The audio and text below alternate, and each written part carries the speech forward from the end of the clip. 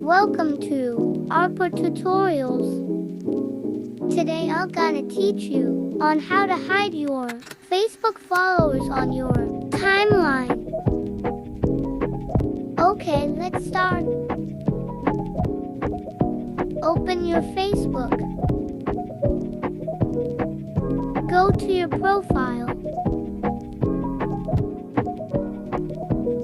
Click Edit Profile. Scroll down.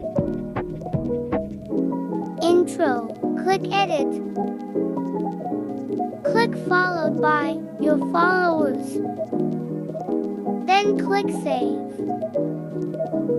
Go back to your profile. Sharon Naka Hide Na. Thank you for watching.